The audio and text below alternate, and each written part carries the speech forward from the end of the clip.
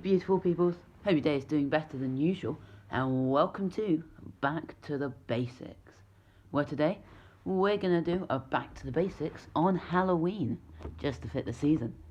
So in that theme, take a seat, sit back, relax, whip out your pumpkin spice latte, and enjoy the spooky spectacle.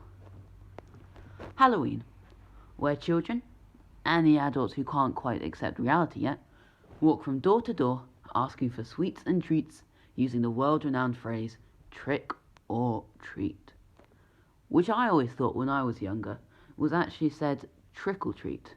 And because I didn't go trick or treating, I then imagined streams of sweets that I could never have. But aside from those with deprived childhoods, many actually enjoy this activity and the benefits they think come with it, until they're met with the reality that when they knock on your Grandma Esmeralda's door, all she's going to have to offer is her soggy tea biscuits or a couple slices of apple. And may not even come out in the first place, as it can be quite intimidating to many if a gang of concealed teenagers come up to their door and threaten to trick them if they don't give them a treat. So during the season, just be empathetic of what others might be thinking. But if you do get lucky and hit gold on a house that is prepared for it, or live in a neighbourhood where people actually participate in Halloween, then you have a few options you may be presented with that you should be warned about. The first is you may encounter someone who doesn't quite realise yet that all you want is to get your sweets, leave, and never think of them again. In this scenario, they're going to try to start conversations, and key phrases to avoid include, "How is your night going? Are you going to eat all those sweets yourself? Where are your parents? How long do you think they'll be out for? Do you want to play hide and seek in my basement? Why are you running away?"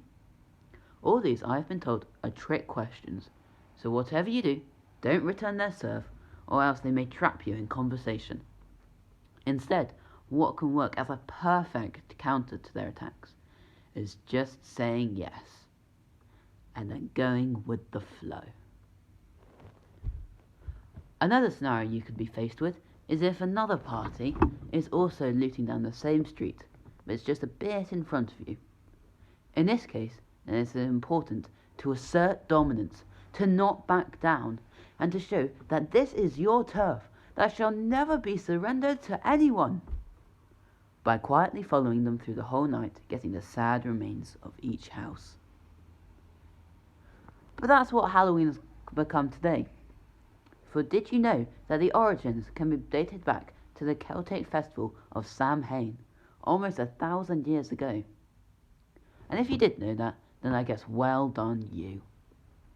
But it first began to become a well-recognised tradition when it was spread during the Roman occupation of Britain, and mixed with the Christianity the Romans brought with them, to form Hallows Eve, the day before All Saints' Day. And you can see how that quickly turned over time into the Halloween we know and love today.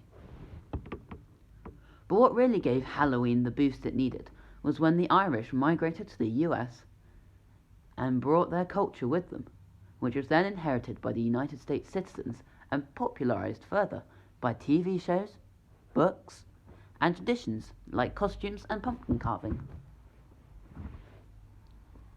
So have a good time this year. And remember that all the joy of eating sweets you feel today will be replaced by the tooth decay and stomach pain you'll feel tomorrow.